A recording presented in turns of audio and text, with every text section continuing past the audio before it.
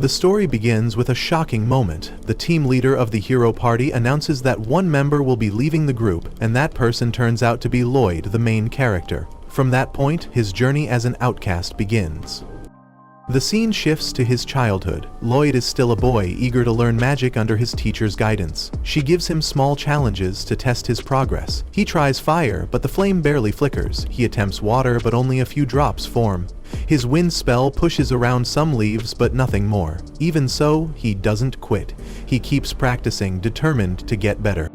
No matter how hard he works, his teacher always shows the difference between his skills and hers. She creates flames that roar, draws water effortlessly from the ground, and displays power that leaves Lloyd stunned. He realizes just how far behind he still is.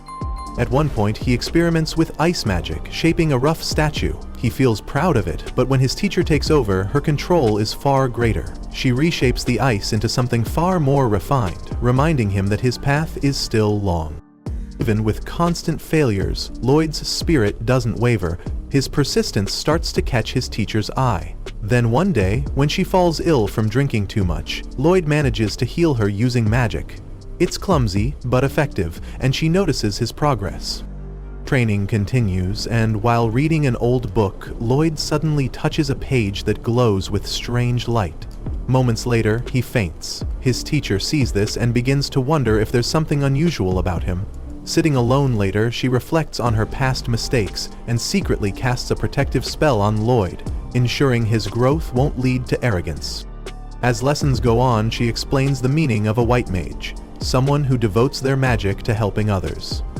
Lloyd accidentally ripens a piece of fruit, proud of the small success, but his teacher outshines him once again, growing an entire tree before his eyes with powerful healing magic. The difference between them is staggering.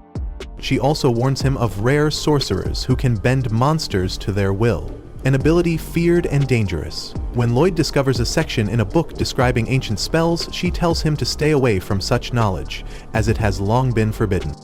Another day, Lloyd struggles to summon his staff quickly. His teacher doesn't let him off easy, telling him that effort and experience matter more than talent alone. Her words push him to take practice more seriously.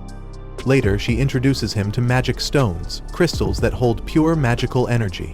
To harden his resolve, she takes him deep into a forest filled with wild beasts. Handing him only a small knife, she gives him one final trial: survive an entire week using nothing but his magic. Then she disappears, leaving him to face the challenge on his own. Out in the forest, danger strikes when a monster suddenly charges at Lloyd. Fear takes over, and he scrambles up a tree to avoid being caught. From that moment, he realizes his beginner spells won't be enough to fight creatures like this. Survival means staying out of sight. While hiding, he discovers something new. By closing his eyes, he can sense things around him from far away. This small breakthrough gives him courage to keep trying. Hunger soon sets in. He comes across a tree with fruit that isn't ready to eat. Using healing magic, he changes it into something edible and eats just enough to keep himself going. Bit by bit, he invents new ways to make survival easier, like using magic circles to boost his body or sharpening his senses to track food. Each step, no matter how small, teaches him more about how to live in the wild. But the forest isn't without bigger threats. A giant spider appears suddenly, and Lloyd realizes he's stumbled into its territory. Panic drives him to run, and with quick thinking, he draws a circle to increase his speed. The magic works, carrying him far enough to escape. After a full week of this trial, Lloyd returns home completely worn out. The moment he steps inside, he collapses from exhaustion, his test finally over. Time passes, and Lloyd grows older. One day, while cleaning, he discovers a strange book that must have come from the city. His teacher allows him to keep it, and it sparks a quiet curiosity in him. Daily life continues, though it's never simple. His teacher constantly drags him into her experiments, from working on spells to slow aging to testing new ways to heal. Even during meals or chores, she interrupts with new ideas, and Lloyd rarely gets a moment to himself. Weary from non-stop tasks, he turns again to the city book. It becomes a window into something beyond the quiet life he knows. Then, one day, he is gone. His teacher looks for him, but only the book remains. Lloyd has left for the city. The city overwhelms him at first. Crowds, noise, and busy streets. He spends his few coins on bread and is left with nothing. Just then, a flyer advertising adventurer work lands in his hands. He doesn't realize someone nearby is watching him take it. Soon, Lloyd finds himself with a new adventuring group. In battle, a wild beast grows violent, smashing everything in sight. His companions struggle against it, but Lloyd quietly supports them, casting spells to boost their strength without anyone noticing. With his hidden help, the shield bearer withstands the monster's attack. The others pin its arm, and the leader finishes it with a powerful strike. The group celebrates the leader's victory, while Lloyd stays silent in the background, content that the fight is over. Only the girl with the shield seems to notice him. When the party returns, the townsfolk cheer for the leader, calling him a hero.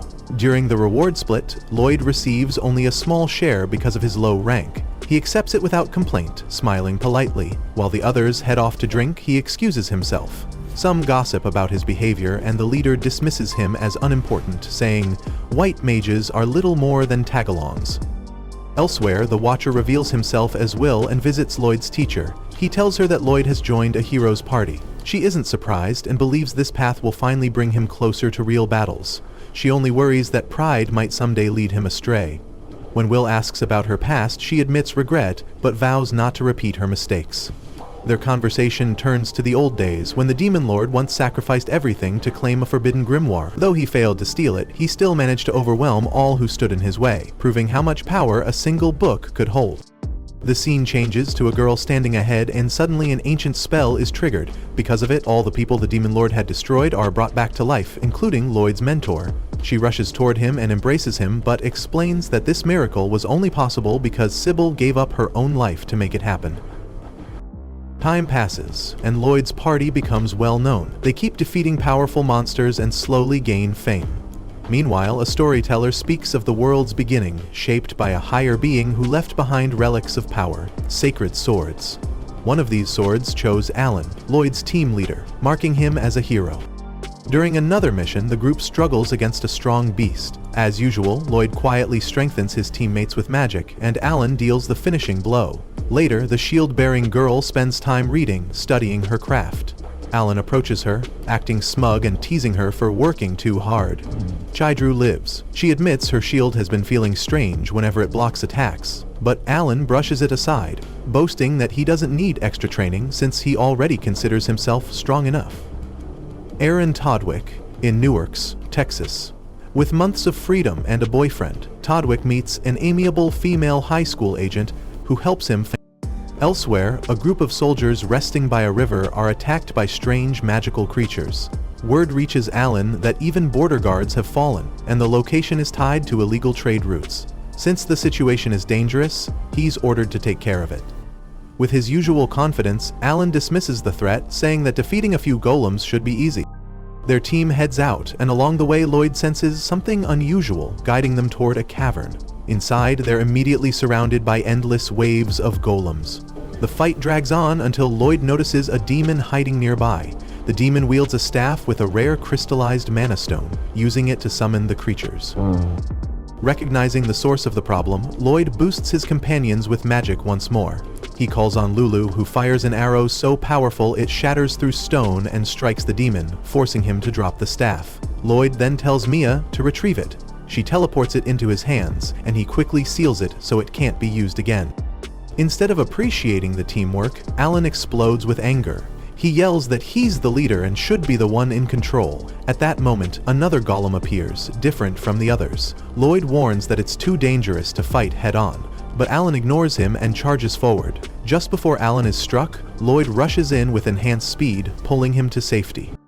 Rather than thanking him, Alan lashes out, demanding Lloyd step aside, then finishes the golem himself. After the fight, Alan declares Lloyd useless, claiming he doesn't contribute enough despite being a healer. In front of everyone, he kicks Lloyd out of the group. The others follow Alan's lead and mock him as he leaves in silence. Lloyd goes to the Adventurer Guild to seek new allies, but no party accepts him. For 3 days he tries, only to face rejection after rejection. Tired and discouraged, he waits at the counter. Nearby, he overhears a girl begging the receptionist for a white mage to join her team, even if only temporarily. The receptionist says it's unlikely at such short notice, but the girl insists that anyone would do. Finally, the receptionist points to Lloyd, mentioning he might be available. The girl rushes over and asks if he is a white mage. Lloyd admits he is, though currently without a party. Delighted, she grabs his hand and pulls him along, determined to bring him into her group. Lloyd sat by a quiet fountain, head lowered, weighed down by doubt. Behind him stood a statue of his teacher, and her words echoed in his mind about his lack of experience. Back then he brushed it off, but now he wasn't sure anymore. Elsewhere, the pink-haved girl from before was leading her team in a clash with a gang called the Dirt Clots. It was an A-rank mission, yet her group fought with practiced skill. Their mage launched a huge fireball that scattered enemies, but her energy ran dry too quickly, leaving her exposed. A volley of thugs closed in, only for her teammate's arrow to cut through the air and save her. She pushed forward, slicing through foes with sharp precision, but one enemy slipped behind her. Just before the strike landed, the team's shield-bearer blocked the blow. Their white mage Clum strengthened him with a spell that boosted his power. Reinforced, he plowed through the enemies, overwhelming them in seconds. The gang fell one by one until only their leader remained. He couldn't believe their strength, but when he noticed their badges, the truth hit him. They were S-rank adventurers. In desperation, he called forth a massive stone golem. Pells bounced off it, arrows cracked uselessly, and the pink-hamed girl's blade barely scratched its body. She backed away, realizing sheer force wouldn't work. She asked Clum for support magic, though Clum hesitated, distracted by thoughts of her younger sister. Still, she refocused and cast the spell. Empowered, the girl charged in once more and shattered the golem in one decisive strike. With the monster defeated, the gang was captured. Later, Clum admitted she had faltered, but her teammates understood. Everyone knew her mind was with her sister Sylvie. They reassured her it was fine. Back in the city, Lloyd was still adrift. Days had passed without a single party willing to take him in. He felt invisible, even worthless. Just as he considered giving up, he saw Yui, the pink-haired girl, speaking with the guild receptionist, asking for a white mage. The receptionist pointed toward him. Yui didn't hesitate. She pulled him along and introduced him to her companions. Dagus, the shield-bearer, Cross the archer, Silica, the mage, and herself as the leader. The group wasn't sure what to make of him. Yui had a habit of adding people on a whim, and with Clum gone, they doubted they could complete high-level quests with someone who seemed so inexperienced. Lloyd, too, hesitated, thinking he wasn't fit for the role, but when told only S-rank teams could take the mission, reality sank in. This was his chance, and he couldn't escape it. Still, the cruel words he'd heard before echoed inside him, making him wonder if he truly belonged. To test him, the team asked Lloyd to demonstrate his support magic. Nervous, he felt the weight of their expectations, convinced he would fail. Dagus suggested they guide him rather than pressure him, and Yui simplified the trial, cast an enhancement spell on everyone. The others thought it was unreasonable, few white mages could manage that. Yet Lloyd accepted, determined to prove himself. Yui raised the difficulty further, demanding he enhance them all at once. His anxiety deepened, but he refused to back down. Summoning a staff from storage magic, he surprised them before even beginning. Then, with a calm focus, he spread his magic across the entire team in a single sweep. They felt it instantly, their bodies lighter, stronger, overflowing with power. Testing it, Yui split a tree clean in half with one strike. They stood frozen in disbelief. Lloyd had layered 5 spells at once: physical boost, defense, magic increase, reduced mana cost, and status resistance. No one had ever seen such a feat. Misunderstanding their silence, Lloyd thought he had failed and tried to leave, but they stopped him. Later, he opened up, admitting he had once traveled with a hero's party but was cast aside for being too weak. The new team found that impossible to believe after witnessing his magic. Silka said she had never seen support magic of that level, but Lloyd remained modest, claiming others were still better. He even suggested they simply bring Clum back. That was when Yui revealed the truth. Clum had left to care for her younger sister who had fallen dangerously ill. She had been pushing herself too hard, draining her strength until she could no longer continue. The team respected her decision, but missed her deeply. Hearing this, Lloyd asked what illness plagued Clum's sister. Yui explained her body was slowly turning into Magistone, an incurable condition. Or so most believed. But Lloyd remembered reading about it once, and an idea sparked in his mind. He might be able to cure her. Without hesitation, he asked to be taken to Clum's home. With hope now stirring in him for the first time in days, the team agreed and led the way. Inside the small house, Clum began sharing her sister's story. She explained that Sylvie once traveled with her on quests, until one day an accident changed everything. During an expedition, Sylvie was badly hurt and lost consciousness. From that moment on, her health began to decline. Clem led everyone to Sylvie's room so they could see the truth for themselves. The moment Lloyd stepped inside, he felt something strange. The mana in the room was unstable, heavy, almost corrupted. On the bed lay Sylvie, her skin faintly glowing as parts of her body had already begun turning into magistone. Plum explained that her sister's body was slowly being consumed, piece by piece, and that soon nothing human would remain. Most healers had called it impossible to treat, but Lloyd refused to believe it was hopeless. He suspected the transformation had begun when Sylvie was struck by a high purity stone during a past mission. Inspecting her wound, he confirmed his suspicion. Mana from the stone had spread through her body, replacing her flesh with crystal. Drawing on the knowledge passed down from his master, Lloyd prepared to act. He placed his hand over Sylvie and began casting an advanced spell of his own creation. It was an inverted mana transfer, pulling the corrupted energy into himself so he could cleanse it. The strain was immense. His body shook, his chest tightened, and waves of pain surged through him, yet he continued. Plum was stunned. Lloyd wasn't simply healing, he was weaving multiple complex spells together while enduring suffering that would break most mages. He explained through ragged breaths that Sylvie's transformation was fueled by wild, uncontrolled mana. To save her, he had to purge it completely. Minutes felt like hours, but slowly the corrupted energy left Sylvie's body.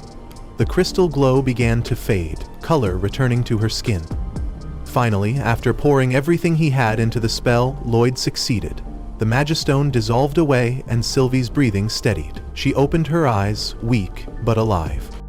Lloyd collapsed to his knees, exhausted, but the room filled with relief. Clum broke down in tears, holding her sister, overwhelmed with gratitude. Yui and the others praised Lloyd, astonished by what he had accomplished. For the first time in a long while, Lloyd felt that he had done something truly meaningful. Later that evening, the group gathered around the dinner table. Clum thanked Lloyd again, promising that once Sylvie recovered, she would cook for everyone as her way of showing gratitude. Before they left, she pulled Lloyd aside. She entrusted Yui's team to him, telling him to guide them with the same heart he had shown today. Lloyd wanted to argue that he was still weak, that he didn't deserve such trust, but her words struck deeply, leaving him speechless. At dinner, the others continued celebrating Sylvie's recovery, raising their voices in joy. Lloyd sat quietly, admitting that he felt a little sad Clum would not be returning to the team. The others reassured him that what mattered now was moving forward together. Yui once again thanked him for saving Sylvie, and Lloyd's chest swelled with pride. The memory of being called useless haunted him less now. He had proven he could make a difference. That her only response to say useless came as if by an act of thought, and he knelt before duking Maida. Finally, summoning his courage, Lloyd asked if he could join the party for real. For a moment, he feared rejection, but instead, smiles spread across the table. They had already accepted him in their hearts. Yui extended her hand, welcoming him as their newest member. Lloyd smiled faintly, overcome with relief. This time, he was no longer just an outsider. He had found his place.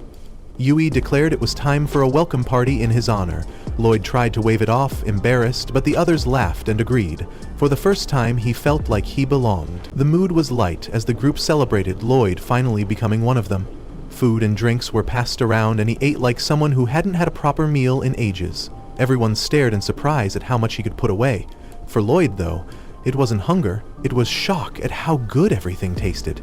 Back in the forest, meals had always been plain and thrown together with whatever ingredients his master could find. Flavor had never been part of the lesson plan.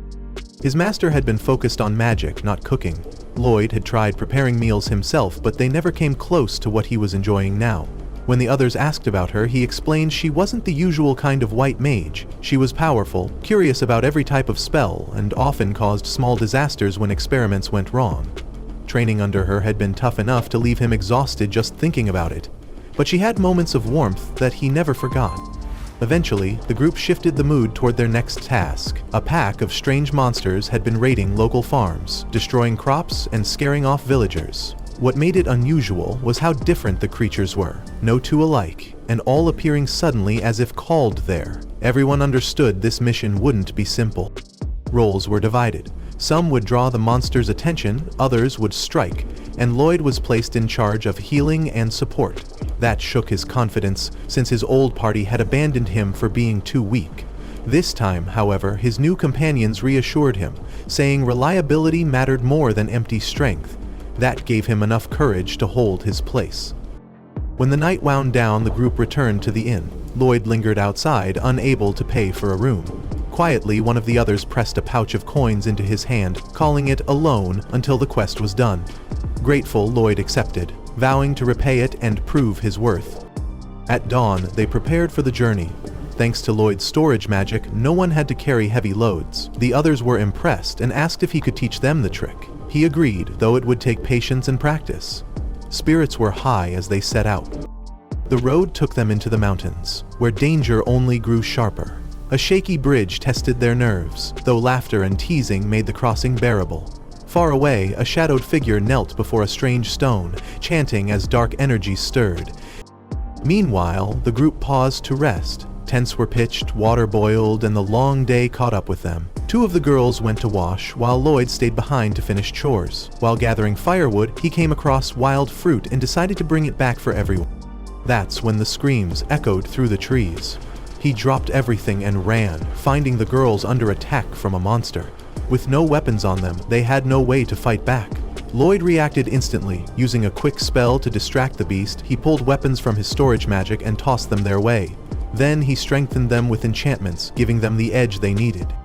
In that moment, the quiet support mage proved he wasn't just a burden. He could rise to the fight when it mattered most. The monster rushed at Lloyd, but Silica cut in and struck it down with a clean blow. For a moment, it seemed over, but the creature rose again, more furious than before. It lunged toward Lloyd and Yui, forcing them to duck for safety while Silica cast a fire spell. Her attack hit straight on, erupting into a powerful blast that finished the monster once and for all. Everyone was stunned at how strong it was, even Silica herself. Yui, still shaken, felt grateful that Lloyd had stepped in earlier when she was in danger. As the tension faded, the group prepared to leave, but Yui slipped and fell. Lloyd happened to notice, which embarrassed her so much that she reacted on impulse and hit him before storming off, red-faced. Back at camp, Lloyd began showing the group how storage magic worked. He made the spell look easy, pulling items in and out with a simple motion, but when the others tried, nothing happened. Lloyd immediately blamed himself, thinking he was a poor teacher, though the others reminded him that it was their first time and would take practice. Eventually, Silica managed to activate the magic by speaking naturally, using the word storage, and to everyone's surprise, it worked. That sparked hope across the group. They spent the day practicing until Silica proudly stored her staff, earning cheers. Cross tried next with his arrows, and although he didn't succeed fully, he showed progress. Night came and most of the group drifted to sleep. Only Lloyd and Yui stayed awake. Yui expressed how thankful she was to have him in the team. Lloyd thought back to why he joined, to help people the way Yui cared so much about. She shared her past, recalling how monsters had destroyed her hometown, and admitted that she fought to stop others from suffering the same fate. But the calm didn't last. Lloyd sensed something strange nearby. He quietly asked Yui to wake the others. Together they followed the sound into the forest, where they spotted a swarm of spider-like monsters moving together in one direction. Dagus recognized them as the same creatures they were meant to hunt. What unsettled the group most was that the spiders seemed to be gathering for a purpose. Before they could retreat, more spiders appeared from the front, blocking their path. Lloyd motioned for silence, but Yui accidentally stepped on a branch. The sharp crack gave them away. The swarm charged, and the group broke into a sprint. One spider leapt ahead to cut them off, while others closed in from behind. Weapons were drawn from storage in a rush as the spiders attacked with sticky webs. Dagus shielded the group while Silica burned through strands of silk, but her staff became tangled in the mess. Webs spread wider and thicker, trapping them fast. At that moment, Lloyd cast support magic that boosted everyone's strength and speed. With renewed energy, they carved a path forward. Yui climbed up, slicing through the webs with her sword, while Cross freed Silica's staff and tossed it back to her. Yui struck one of the spiders, then used its own web to swing toward another. Lloyd gave a quick signal to Silica and Cross. Silica launched a fireball and Cross shot arrows through it, igniting them mid-air. The flaming arrows rained down, finishing the last of the spiders in a burst of fire. When the fight ended, Lloyd apologized for giving out orders during the chaos, worried he had gone too far. But Dagus reassured him, saying he had shown true leadership. The rest of the group agreed, trusting him more than ever. By the next day, everyone could use storage magic properly, able to store their weapons without struggle. The team's spirits lifted, and Yui encouraged them to keep pressing on. As they continued their journey, Lloyd lingered for a moment, thinking about the unusual behavior of the spider monsters and what it might mean. But when he saw his companions waiting ahead, he set the thought aside and hurried to join them.